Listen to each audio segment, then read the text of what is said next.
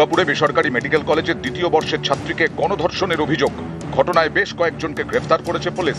তদন্তকারীদের নজরে রয়েছেন তরুণীর বন্ধুও, যার সঙ্গে সেই রাতে কলেজ ক্যাম্পাস থেকে বেরিয়েছিলেন ডাক্তারি পড়ুয়া।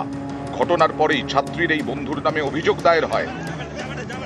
दोस्त बोला कि वो खाने के लिए चलो बाहर जाएंगे, तो वो लड़की आए थे खाने के लिए, तो वो लड़का बोला कि चलो थोड़ा गेट के बाहर घूमने चलेंगे। পরে এই বন্ধুর দিকে সেভাবে আঙুল তোলা হয়নি। ততদিনে 5 অভিযুক্ত গ্রেফতার হয়ে গেছে, কিন্তু গোটা ঘটনায় সহপাঠীর ভূমিকাও খতিয়ে দেখছে পুলিশ। তাকে আটক করে জিজ্ঞাসাবাদ করেছে পুলিশ। তার যে সহপাঠী বন্ধু আছে তার আচরণও আমাদের সন্দেহের ঊর্ধ্ব নেই। ওই জন্য আমরা ওরও যে কাপড় জামা আছে সেটা আমরা ওয়্যারিং অ্যাপারেল যে আছে সেটা আমরা সিজ করি।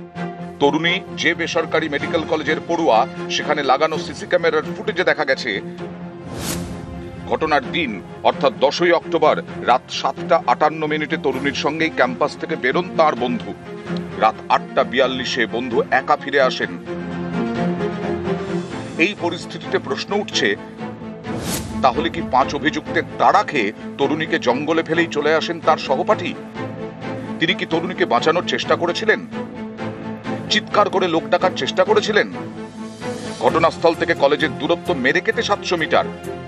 তিনি কি কলেজ থেকে লোক ডেকে নিয়ে যাওয়ার চেষ্টা করেছিলেন? কাউকে ফোন করে কি সাহায্য চেয়েছিলেন? সিসি ক্যামেরার ফুটেজে দেখা গেছে একা ফেরার 6 মিনিটের মাথায় ফের কলেজ থেকে বেরিয়ে যান সহপাঠী। পরের বার ফেরেন ঠিক 9:29। ঘটনার কথা জানাজানি হয় রাত 10টা নাগাদ। এই সময়ের মধ্যে কার কার সঙ্গে কথা বলেছিলেন ওই সহপাঠী? তিনি পুলিশকে যা বলছেন সবই কি সত্যি? সমস্ত প্রশ্নেরই উত্তর খুঁজছেন তদন্তকারীরা। নিউজ 18 বাংলা।